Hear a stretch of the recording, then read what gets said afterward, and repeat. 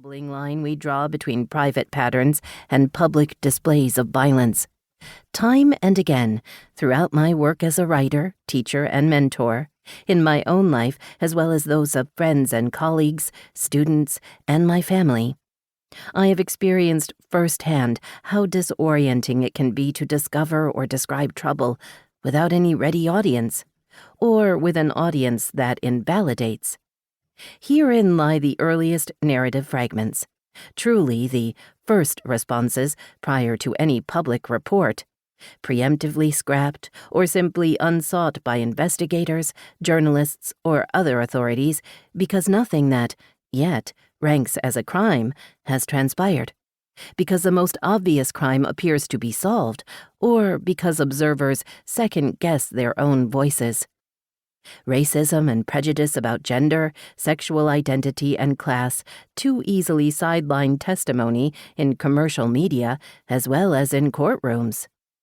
And within these implicit hierarchies of victimization, those closest to the perpetrator remain among the least ideal victims, more likely to be stigmatized or blamed when hurt by a loved one, whether they report it or not. As the 50th anniversary of the Tower shooting approached, Nelson granted me first-time and exclusive access to 215 letters written and received by Kathy during the period spanning from June 1962, just before her engagement, through July 1966, 2 weeks before her murder. This was a substantial sample, but Nelson was always clear that there were many more. When he sent the first tenderly packed boxes containing photographs, family documents, and other primary materials in addition to the letters, I was astonished and humbled. His purpose remained unequivocal.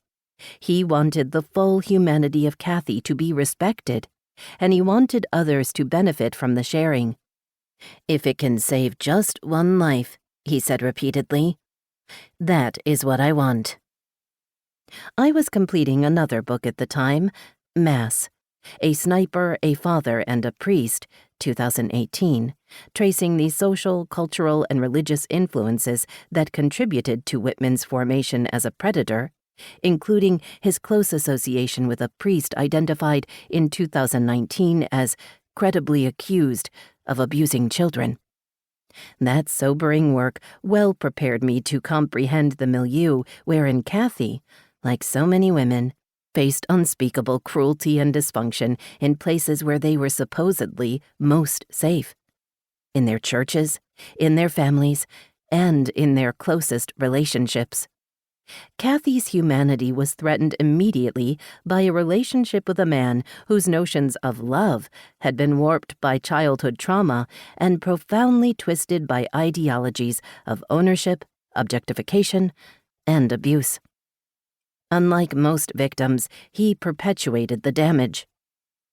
A child of the silent generation, raised in a small Texas farming community southwest of Houston, Kathy came of age during a decade of post-World War II prosperity and entered the University of Texas just as the social conformity held at such a premium during her teenage years was beginning to be actively questioned.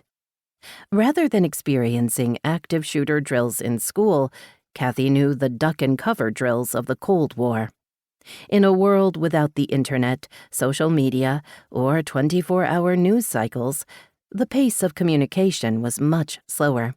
By 1960 to 1961, during Kathy's senior year of high school, women in Texas were organizing politically to challenge sexist state laws, even as many communities dragged their heels on full racial integration of schools and businesses.